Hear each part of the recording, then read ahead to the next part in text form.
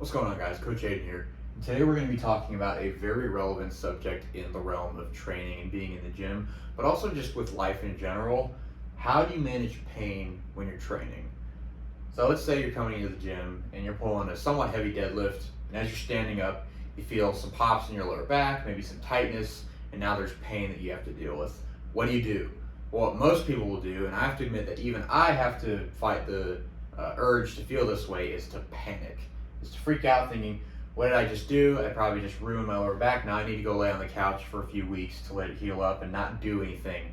That's probably one of the worst things that we can do. And what we actually need to do is reintroduce activity to make that area less sensitive. And especially with low back pain in general, and I feel like this is relevant for many pain instances because it's the most common form of pain that people experience. It's actually the #1 cause of disability worldwide in all high-income countries. And about 540 million people are affected worldwide annually. It has about an 85% lifetime risk. So every person, 85% of the time, will experience low back pain at some point in their life.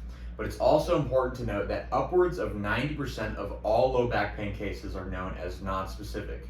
So they're not tied to any one single factor like slipping a disc or nerve pinches or anything like that. They're actually non-specific, not tied to any of those single factors. So with that knowledge in mind, and just with pain in general, it's very behavioral. It also is influenced by psychological and social factors. It's not just on the level of the physical tissue or anything like that. So armed with that knowledge, it's important to come to those kinds of situations knowing that pain is something that is part of the human experience, but it's something that you can also manage at the same time. So what we're trying to do with this video is to give you the tools and knowledge that you can be equipped with to deal with it once it does come at some point. So let's go back to the practical example. You're standing up on your deadlift and you feel that pain in your lower back. What do you do? Well, the first thing that I would do as a coach is to manage the load. So let's say it was fairly heavy. I'm going to keep taking off weight and I'm trying to reintroduce the exercise, and I'm going to see what load you can handle while being either pain-free, to where you're not feeling the pain anymore, or where the pain is manageable, meaning that it doesn't change and it's not something that's really aggravated to where you can't do the exercise. I'm going to manage load until we get to that point. Most often, this first step is going to be the most useful in the majority of contexts. So if we can decrease the load to where it's manageable, then that's where we'll start in terms of managing the pain during that session. If managing the load isn't enough to where it's like, nope, doesn't matter how much weight you take off, it still hurts, then the next thing we'll do is we'll modify range of motion. So let's say for a squat, for example, let's say you feel pain in your back at the very bottom of the position, which can also be somewhat common.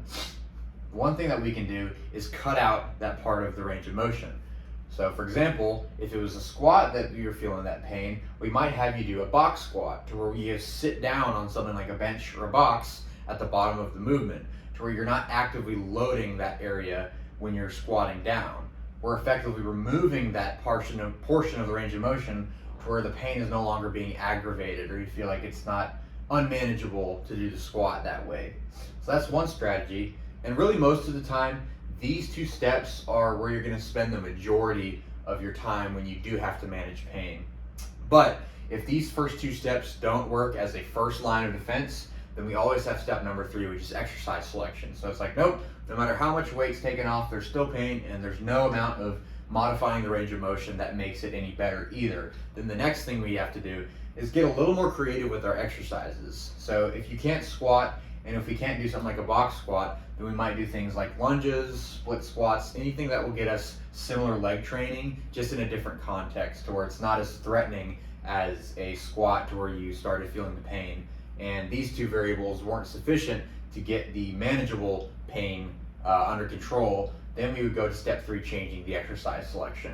And like I said, this is usually a last line of defense. And there's a lot of variability here where we might have a lot of different exercises we can use to get a similar training effect that we would for the exercise that a client was doing when the injury or the pain occurred.